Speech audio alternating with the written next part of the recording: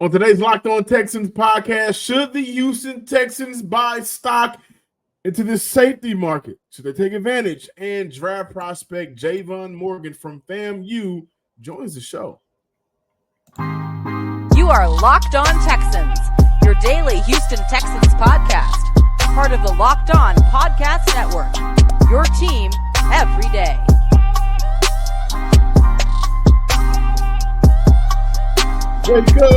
Wake up, and welcome to this Friday episode of the Locked On Texans podcast, a part of the Locked On Podcast Network, your team every day.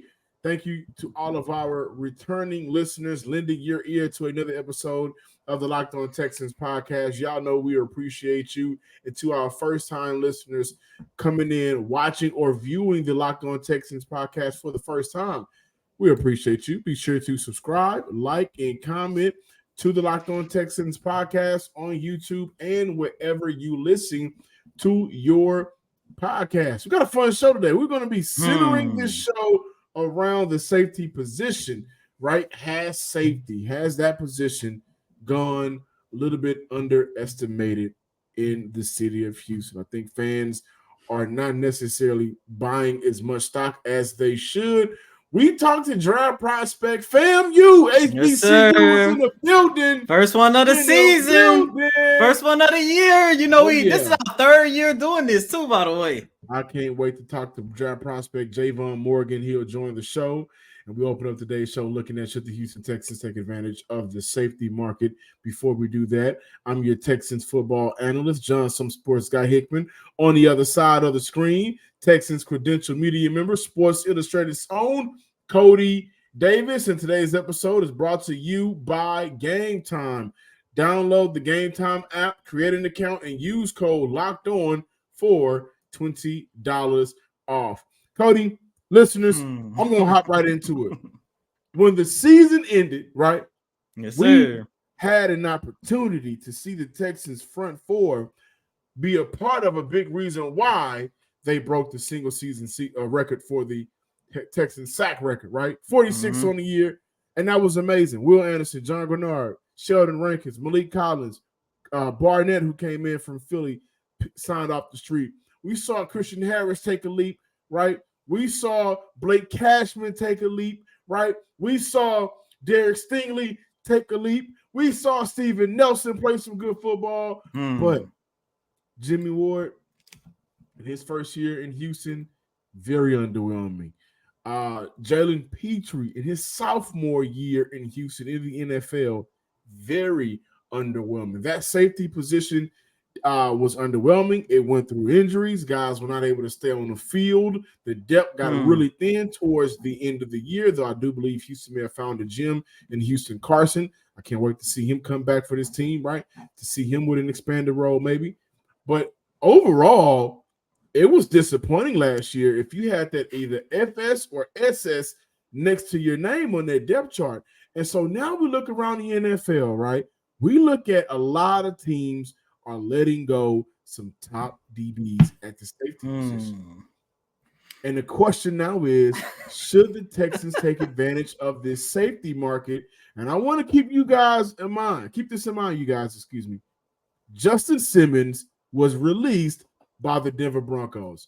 And Justin Simmons, I think, has been, throughout the league known as, if not one, maybe 1A, 1B, a top 3 to 4 safety in the NFL. Played 15 games last season, 12 before that, 17 before that, 16 before that, and 16 before that. So you look at the last 5 years, he's been featured in all but 5 games. During that span, 4 interceptions, 5 interceptions, 5 interceptions, 6 interceptions, 3 interceptions. He has not allowed over 570 yards in a season since entering into the NFL. 324 last year, 416 the year before that, 353 before that. You look at a guy at the safety position that the Houston Texans can really benefit from. This is my pitch for the Texans to say, hey, Nick Caserio, who again is known to sign those 1-year prove-it deals. Over the course of the last 3 seasons, since he's arrived in Houston, he has signed at least 6 1-year deals for players. And of those deals, almost 21-year deals. 4 of those guys have come back. So they've proved it and they've come back. You look at Malik Collins, you look at Desmond King, right? To say, a few names to say the least. I think he's the guy. I think Justin Simmons is the guy. I think Simmons, what he does, he'll allow Jalen Petrie to be Jalen Petrie. And Simmons can cover that back end, guys. I think he would be an amazing addition to this team on the back end of that defense, who was, again, at the bottom of the league in passing defense. Over the last 24 to 48 hours, the NFL has seen at least 7 safeties hit the free agency market. And out of those 7, man, I would say the Houston Texans bet not let this free agency market close without them getting at least one of these players. Excluding Jamal Adams, I would say maybe you could pass on him, but everybody else on this list, the Houston Texans better make sure that they take care of business because, John, to your point, and this is something I've been talking about ever since the start of the offseason, the safety unit has been the Houston Texans' most disappointing position group of the 2023 season. Yes, I know there's a lot of people that want to look at the disappointment of Dameon Pierce and, how much the start of the year was a struggle with the Houston Texans rushing attack. I understand that. However, Devin Singletary did help this offense move the ball in that rushing attack, which means the running back group wasn't that disappointing during the second half of the season. However, ever since the start of week 1 against the Baltimore Ravens, when Jalen Petrie went down, maybe he left that game early because he got kicked in the chest by Lamar Jackson. He had to leave the game early and get taken to the hospital. Ever since that game, week 1, that safety unit has not been good. Jalen Petrie has been on the decline. Eric Murray, MJ Stewart, Jimmy Ward has been in and out of the lineup due to injuries, and Eric Murray and MJ Stewart sustained season-ending injuries. And, John, to your point, I think the only person that the Texans were able to get consistent production in, that was DeAndre Houston Carson. Now, before moving on, I do want to share this video. I had an opportunity at the NFL Combine last week to ask Coach D'Amico Ryans, what are some of the intangibles you would like to have in order to improve that safety unit? Yeah, safety is starting off. We got to be healthy there. We had a lot of guys going in and out at safety. Even our last game versus the Ravens, end up with some of our, backup players in there. We just got to find a way to stay healthy at the safety spot and just find a way to stay consistent. So no matter who's back there, it's just being consistent.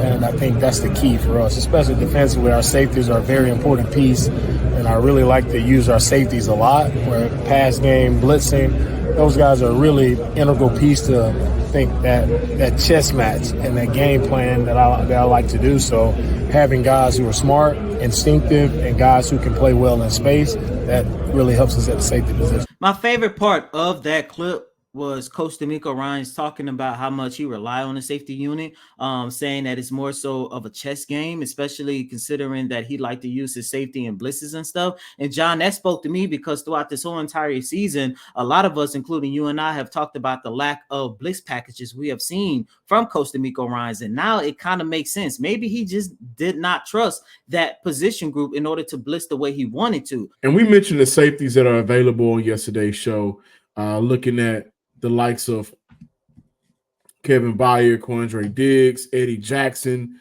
Rayshawn Jenkins. And now when you add Justin Simmons to that list, you talk about a group of players that you want the versatility, you want to be able to count on them. Who out of that group can you count on? Who out of that group has been consistent? Who out of that group is a guy that you can trust to do their job and also be a playmaker? I think the only guy we can count on at this point is Justin Simmons. And when you look at the 2022 San Francisco 49ers and the back end of that defense, Tayshaun Gibson, former Houston Texan, right away, they made a mistake. Let him go. 5 interceptions. He played well for the San Francisco 49ers. Hufanga, he played well as safety for the San Francisco 49ers. They had some guys back there that they could really trust to make plays when the ball is in the air or just crashing down and being able to secure tackles. And so I think that you're going to see this team, whether it be by free agency or draft, they're going to invest in not only bringing guys in, youth guys, but I think that they're going to revamp the way that we've seen this safety unit this past season, and that'll be the right thing to do.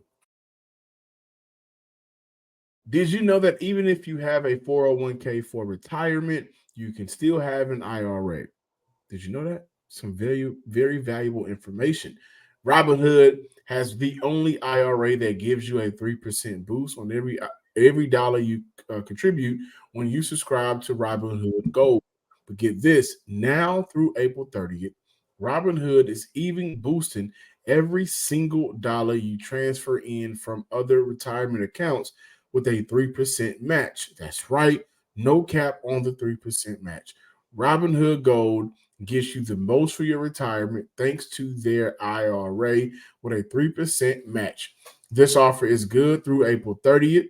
Get started at Robinhood.com/boost. Subscription fees apply. And now for some legal information that you need to know. Investing involves risk, including loss. Limitations apply to IRAs and 401ks.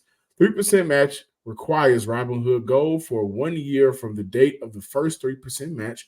Must keep Robinhood IRA for 5 years. The 3% matching on transfers is subject to specific terms and conditions.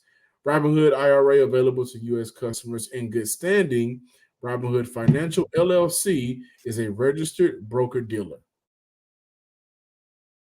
Welcome back in, Locked On Texans listeners and viewers. As promised, Javon Morgan, FAMU DB, 10 interceptions in the last 3 seasons.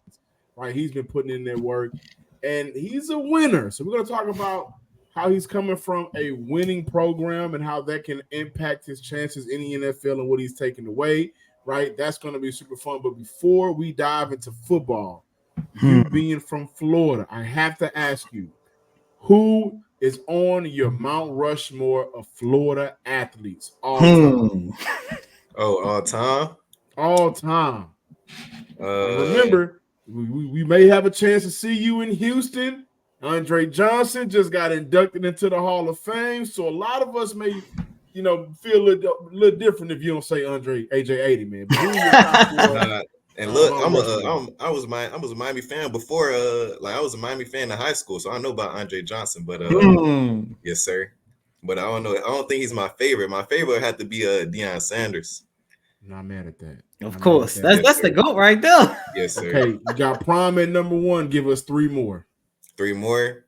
Well, look, before AB went crazy, AB was. But this is before all the extra stuff that he had going on. Let me think who else I really like. I know it's a lot. Yeah, I was going to say it's a lot. I'm trying to think. Who I'm trying to think. Who are some of y'all favorite Florida athletes? I'm trying to. I mean, right off the top of my head, I got my all-time favorite player, Tracy McGrady. Then you got his cousin Vince Carter. So that's two right there. Yeah, they legend boys. I gotta say, Ocho Cinco is in mine, man. Oh yeah, Chad. But I also gotta look at Ray Lewis. What he was able to do. But I got Chad Johnson in my top 4. Hey, really quick though, in the next 10 years, Tank Dell might have something to say about this. Dell may have something to say. He's definitely a young dog. Yeah, that's true. But he's newer. He's more newer. I thought y'all meant like the little older guys. Oh yeah, most definitely. I'm just saying, in the next 10 years, man, Tank Dell can definitely have his name up to this list. You can possibly add your name to the list. Exactly. Exactly. But Mr. Morgan, let's jump right into it, man. And first thing first, I know you are probably somebody who grew up loving the game of football, always dream of being in the NFL. In the next couple of weeks, you are definitely going to have an opportunity to, achieve a lifelong dream. And one of my favorite questions, man, can you just explain what this moment means for you personally? Well, it really means a lot, because this is something I just been working on my whole life, really, before high school, before middle school. It's just something I've been working on my whole life. So it just means a lot that I'm finally getting the opportunity to go and try and achieve my goal. Like, it's finally my time. So I want to ask you a couple of questions really quick. Number 1, how has your track background helped you play DB? How has that come into, just training and being able to close out and maybe being able to be a pure athlete on the field. Well, yeah, when it comes to track, well, the first thing everybody thinks of is just speed, and that's a big part. So that's one part that track has helped me a lot with. But also it helped me just be explosive. I'm a jumper, or I was a jumper when I ran track. So I did stuff like plyos. It just helped me with being an explosive person, really. And with that, my second question is: with you being a pure athlete, track background, playing DB, safety, nickel, what position do you feel you can help a team at the most? Well, you said DB, so I like to keep it open at just DB in corner, safety, and nickel, just all three. But if I had to say what was my favorite, it'd probably be safety, free safety. Okay. It's funny because early on in the show, we have talked a lot about the safeties because, the Houston Texans, that's a need that they have. So I don't know. This might be an opportunity for you, Mr. Morgan. I hope so. But just taking a look at your time at Florida A&M, man, whether it was opportunity or you just working on your game, what transpired into you taking this massive leap over your last 2 seasons at Florida A&M? Because look, the stats, the numbers only tell part of the story. 78 tackles, 7 interceptions, 14 pass deflections, 1 sack for a loss of 9 yards. Like, you exploded over these last 2 seasons. Really, it was just the hard work and just believing in myself, and my teammates and my coaches believe in me as well. I feel like that was the biggest part, and taking the next step and being a ball player. You mentioned your coaches. Who are some of the coaches that you really had to had an opportunity to build a relationship with, and also gave you the confidence and the belief to say, you know what, you can not only play football on the collegiate level, but you can also play on a professional level as well? So the biggest, like my biggest advocate before he left was actually Coach Simmons. Like Coach Simmons was always on me. Like, I know he's an offensive coach and all, but he always told me like, Jamin, I feel like you're the most athletic on the team, on the defense. So I just feel like Coach Simmons.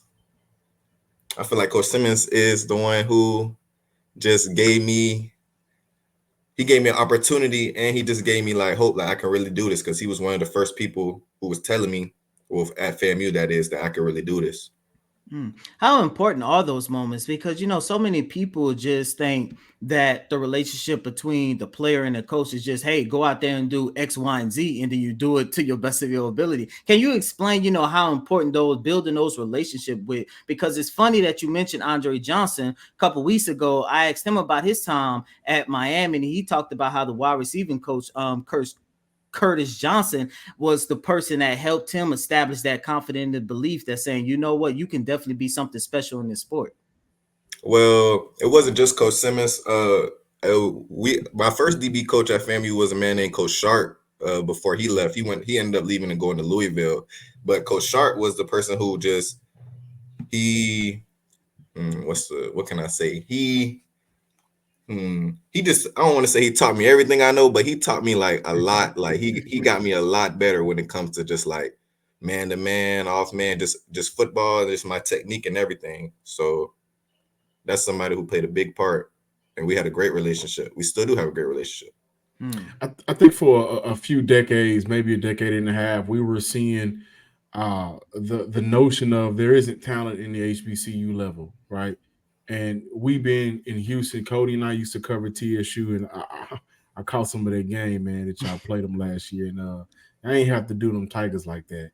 But just watching athletes, it may not be the Bamas, it may not be the UTs, but there are athletes at the HBCU level, and all they need is a chance. And so can you just kind of talk about your experience preparing for the draft as an HBCU athlete, some of the opportunities that are coming to you and lack thereof as an HBCU athlete, and how are you being able to just sit back, take it all in, and maximize this opportunity as an HBCU athlete?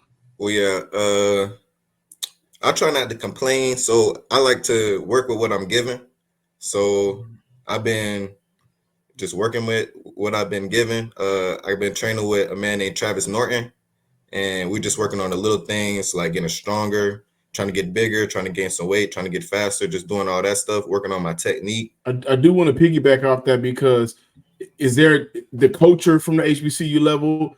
How do you carry that, and how does that go into your game?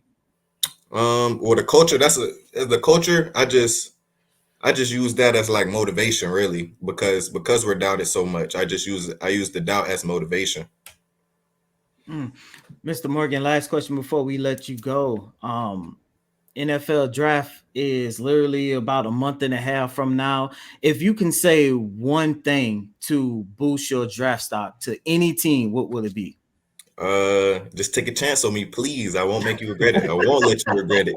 I promise you won't regret it. Can I advocate for you a little bit? Because Please. whenever I read your profile, or whenever I'm watching you play, you know, I had an opportunity to sit back and watch some plays from you at FAMU. More so when I read your profile, man, I keep seeing the word range. He has the range to play deep. He has the range to, you know, play around the line. He has the range and athleticism to do a lot of these things that in modern football, you look at the safety position, they're playing over 1,000 snaps, and a third is at deep, a third is in the box, a third is around hustle.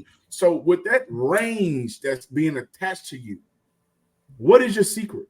How did you get to this point coming into now preparing for the NFL draft where I'm reading and I'm seeing range a lot? I'm watching and I'm saying, oh, he has the athleticism and range. How did you get to this point? What's your secret? Well, yeah, it's no real secret. I just work hard, and then like we was talking about before, the track background. I feel like the track background played a big part in helping me helping me be rangy, if that's a word. Just helping with my range altogether. You know what I'm saying? So yeah, I feel like that played a big part, was the track and just the explosiveness from the track. Like I said before, I was a jumper, so we did a lot of plyos, and then I feel like that's just how it ended up happening.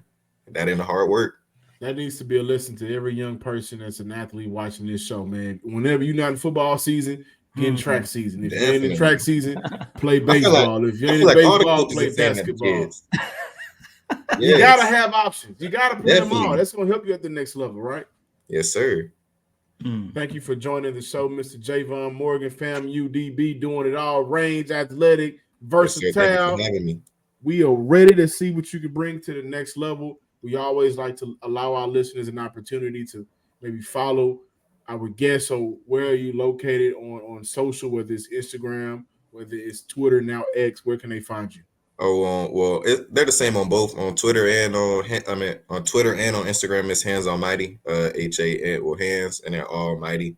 I used to play receiver, so that's where that came from. Then did you get switched to DB because you had a catching problem? You know, DB, for me, play receiver. Nah, for me, I had the option. Like when I went to college, I got to choose. It was, do you want to play receiver or do you want to play DB? And then they basically told me I was going to see the field faster at DB. And, you know, I wanted to play. I wanted to get there and play, so I picked DB. Oh, wow. You know what? We didn't get a chance to ask you before we let you go. I'm sorry, because I know we have to, let you go, Mark. But mentally, what goes into your game, though? Just preparing it. Okay, right now I'm in cover 3. Right now I'm in cover 2. Cover 4, I got to do this. And they may be one in the box. What goes into your mind when you prepare for some of these, coverages to take advantage of what the offense is going out there? I just try to remember my practice and like the situations we go over in practice, because practice is a whole bunch of situations, like all the team periods, 7-on-7, it's just a whole bunch of situations. So I just, in the game, in those situations, I just go back to those situations that we had in practice. And really quick, I know I said one last question, I'll let you go, but this literally just popped in my head. But, with you as a former wide receiver, how much does that help you excel playing DB now? Because it's like you already know what it's like to run routes, and along those same lines, the catching ability you have, as I just mentioned, over the last 2 seasons, 7 interceptions, and I think 10 over the last 3. Oh, well, yeah, growing up, everybody, I don't know everybody, but me, I used to think I was going to be an offensive guy. Like, I feel like a lot of little kids, they just love to see the offense because they get to score the touchdowns, run the ball. So when I was younger, like receiver is what I practiced more than DB. I can't even not even gonna lie to y'all. So like at home, I'm practicing catching, no gloves. Like I don't practice in gloves. Like I didn't in high school when I played receiver, I didn't practice in gloves, so that in the game it made it easier for me to catch. Javon Morgan, FAMU, we can't wait to see you at the next level, man. Thank you for stopping by. Yes, sir. Thank you for having me. Podcast. You shouldn't have to worry when you buy tickets to your next big event. because Game Time is the fast and easy way to buy your tickets for all sports, music, comedy, and theater events near you. With killer last-minute deals, all-in prices, views from your seat, and their best price guarantee, let me tell you what Game Time does. Game Time takes the guesswork out of buying tickets. Game Time has deals on tickets right up to the start of the event and even an hour after it starts. Find exclusive flash deals and sponsor deals on tickets for football, basketball, baseball, concert, comedy, and theater near you. And with zone deals, you pick the section and Game Time picks the seats for big time savings. Download the Game Time app and create an account. Use promo code Locked On for $20 off your first purchase. Terms apply. Again, create an account and redeem code Locked On for $20 off. Download Game Time today. Last minute tickets, lowest price guaranteed. Welcome back in, Locked On Texans listeners and viewers. That was Javon Morgan, safety from FAMU. Kind of versatile player, man. If you guys got an opportunity, make sure that you just take a few minutes out of your day to go watch some of his tape, his film. He will be entering this year's draft. And I got to tell you guys, I think he's going to be one of those players where you look up in the later rounds and you see his name called. And if he is in Houston, right, we just talked about the safety position here in Houston. Eric Murray, does he stay or does he leave? What is Houston going to do with that? MJ Stewart, is he a cut candidate? Will he be released? What will Houston do with that? Brandon Hill, he's a guy that only registered, only played in one game last year, didn't register any stats. What does Houston do with him, right? Houston Carson, right? They have a lot of pieces that are interesting to see how Houston can move forward, and not to mention the nickel position. That's going to be up for a fight as well. So if he's in Houston or any other place in the NFL, watch out for that young man's name, because as we continue our safety discussion, safety as this unit has the position of need that we believe is a position of need. Our fans and people around the Texans and around the NFL that are covering this team nationally and locally, have they underestimated the need of the safety position? I think so. And it's not because of the production, of lack of production that went on with that position group throughout the season, but I think it just had more to do with the fact that, like I've been saying, if the season was to start next week, your two starting safeties would still be Jimmy Ward and Jalen Petrie. Plus, there was also positions, whether it was somebody starting opposite of Derek Stingley Jr. You know, what are you going to do for somebody to start opposite of Will Anderson Jr. or somebody that's going to start as your defensive tackle? Of course, we talked a lot about how can the Houston Texans improve their running back position. Like, there were other positions where we would love to see the Houston Texans address, whether spending money in free agency or going out there and getting one of the top prospects in the draft to improve those positions. The safety unit kind of just fell under the radar, John. But that's why I just wanted to make sure every time we talk about, whether we're doing pre-combine mock drafts or we talking to prospects or, at the NFL combine, having an opportunity to talk to D'Amico Ryans, I just knew that this was an important position where the Houston Texans have to make sure that they address. Because look, if we want to see this team take this leap into playoff contention, championship contention, hopefully making it to the big game, whether it's next year in New Orleans or not, they cannot have that same production out from Jalen Petrie and Jimmy Ward again. And I don't want to make it sound like, I'm calling these two guys a bust, because I still have a lot of faith in Jalen Petrie. I just think he just had a down year. And for Jimmy Ward, unfortunately, he just cannot stay healthy. But at the same time, if we are no longer looking at phase one of the rebuild with the Houston Texans, we are no longer looking at, can the Houston Texans find sustainable pieces, plugging this guy in, this guy in? No, it's time for them to take that step forward. And you look at that position group and it's like, man, they definitely have to do something in order to continue building off of the success, especially considering that their schedule going to be a hell of a lot harder in 2024, unlike it was in 2023. Thank you guys for watching and listening to today's episode of the Locked On Texans podcast. Be sure to subscribe, like, and comment to the Locked On Texans podcast on YouTube and wherever you listen to your podcast. Give me a follow on Twitter at John_Hickman12 and follow the Locked On Texans page at Locked On Texans. And as always, I'm your host, Cody M. Davis. Please remember to follow me on Twitter at CodyDavis_24. Once again, that's Cody, COTYDAVIS_24. Until next time, ladies and gentlemen, peace.